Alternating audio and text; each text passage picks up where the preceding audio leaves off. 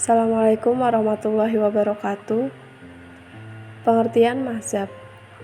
Mazhab adalah salah satu bagian dari ilmu fikih yang perlu diketahui oleh setiap umat muslim. Melalui mazhab, umat muslim dapat memahami hukum-hukum yang berlaku dalam agama Islam yang mencakup berbagai hal. Tentu mazhab atau pendapat iman mengenai hukum Islam ini digali dari sumber terpercaya, tidak lain adalah Al-Quran dan hadis. Selanjutnya khilafiyah.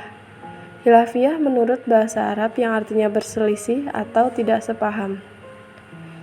Khilafiyah menurut terminologi fikih artinya perselisihan paham atau pendapat di kalangan para ulama fikih sebagai hasil ijtihad untuk mendapatkan dan menetapkan suatu ketentuan hukum tertentu. Khilafiyah menurut KBBI artinya perbedaan pendapat di antara para ahli hukum Islam dalam menentukan hukum. Mazhab Hanafi. Mazhab ini dikenal sebagai mazhab ahli qiyas atau akal, sebab metode pelajaran yang digunakan lebih banyak mengoptimalkan logika dan banyak berdiskusi dan merangsang logika. Dasar yang dipakai oleh mazhab Hanafi adalah sunnah, Al-Quran, dan fatwa para sahabat yang merupakan penyampai.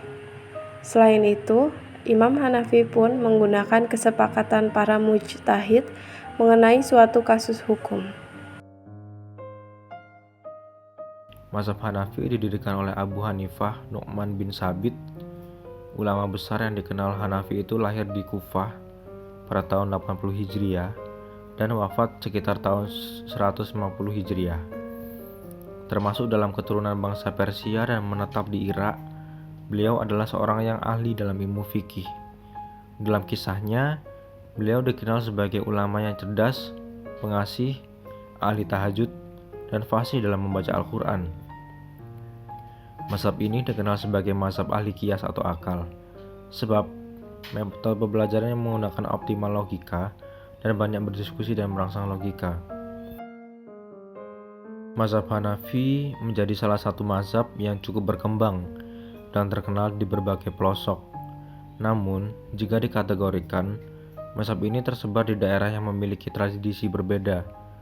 Mazhab Hanafi sempat beberapa saat menjadi mazhab resmi dinasti Abbasiyah, pun tersebar di berbagai negara yang dikuasai dinasti otonom, daerah Anatolia, Asia Tengah, India, Turkistan, Asia Tengah, dan berkembang di Suriah. Selanjutnya, mazhab Malik. Aliran ini didirikan oleh Malik bin Anas bin Malik bin Abi Amir al-Asbahi, atau yang dikenal dengan nama Imam Malik. Ia lahir di Madinah pada 93 Hijriah dan wafat pada 179 Hijriah. Imam Malik mengambil dari nas yang tidak menerima takwil dan mengambil bentuk lahirnya. Dasar keduanya adalah sunnah. Sunnah yang diambil oleh Imam Malik untuk mazhabnya adalah sunnah mutawatir. Imam Malik mengambil fatwa sahabat.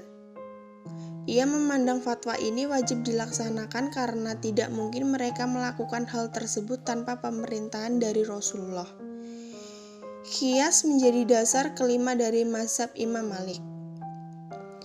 Mazhab Imam Malik menurut Ensiklopedia Islam, Al-Quran menjadi dasar istinbat mazhab ini. Seperti halnya mazhab yang lain, Al-Quran menjadi dasar utama syariat dan hujah mazhab Maliki.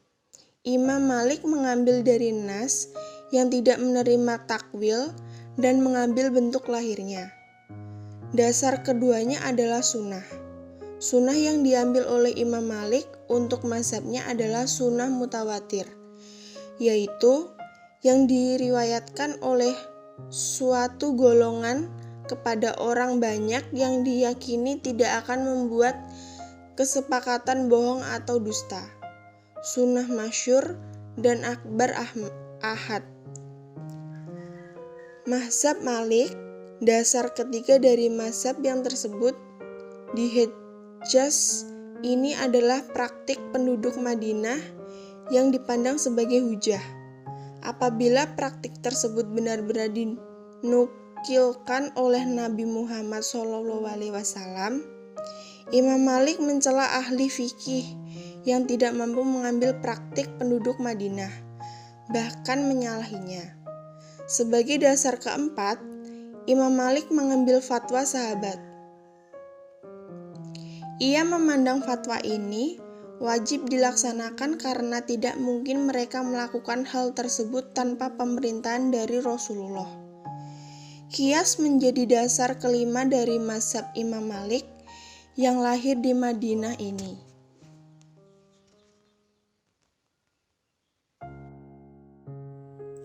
Mazhab Syafi'i.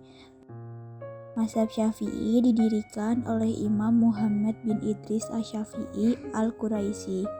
Beliau lahir di Kuzah pada tahun 150 Hijriah dan wafat di Mesir pada tahun 204 Hijriah.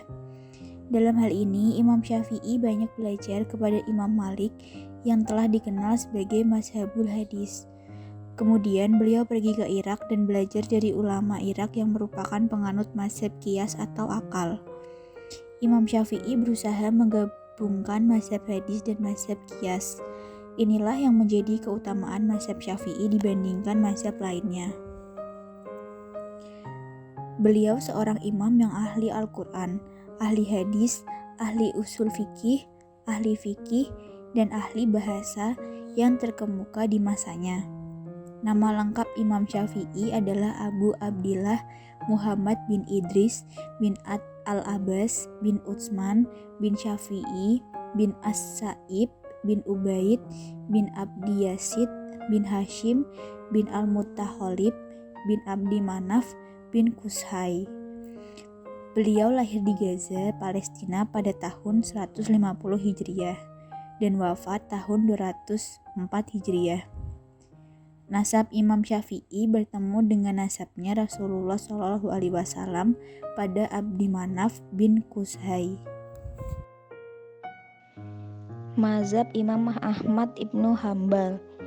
Fikih Ahmad ibnu Hambal itu pada dasarnya lebih banyak didasarkan pada al-hadis, dalam artian jika terdapat dalam hadis al-sahih, yang diambil hanyalah al-hadis al-sahih tanpa memperhatikan yang lainnya. Dan jika ditemukan adanya fatwa sahabat, maka fatwa sahabatlah yang diamalkan. Akan tetapi, apabila ditemukan beberapa fatwa sahabat dan fatwa mereka tidak seragam, maka yang dipilih fatwa mereka yang mendekati Al-Quran dan Al-Hadis. Jika para sahabat itu berbeda dalam suatu masalah, maka keduanya dipakai sebagai hujah.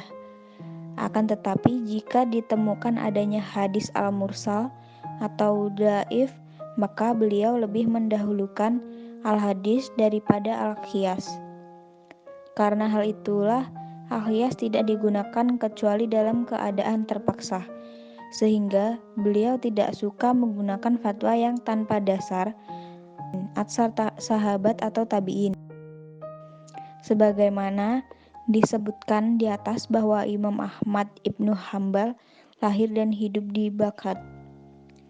Sedang kota Baghdad sendiri sebagai ibu kota khilafah Ismailiyah yang peradabannya lebih maju dan dari Hijaz pada umumnya. Begitu juga masyarakat yang sangat heterogen, sehingga semua masalah hukum yang muncul di Baghdad lebih banyak dan lebih variatif dibandingkan yang muncul di Madinah atau Hijaz pada umumnya. Imam Ahmad ibnu Hanbal dalam mensikapi keadaan sosial politik selalu menggunakan maslahah mursalah dan istihsan sebagai dasar hukumnya selama nas atau qaul al-sahabat tidak ditemukan, sebagaimana yang tercermin pada pola pemikirannya yang kuat dalam berpegang teguh kepada al-hadis. Bahkan, hal tersebut menjadikan dirinya terlalu takut menyimpang dari ketentuan al-hadis. Begitu juga al-atsar. Mengingat posisinya sebagai al-hadis, Hal seperti itu tampak jelas sekali ketika beliau menghadapi terjadinya perbedaan pandangan di antara para tabi'in, di mana beliau tidak berani memilih antara pendapat-pendapat yang ditentukan oleh mereka, apalagi pendapat para nabi Shallallahu Alaihi Wasallam.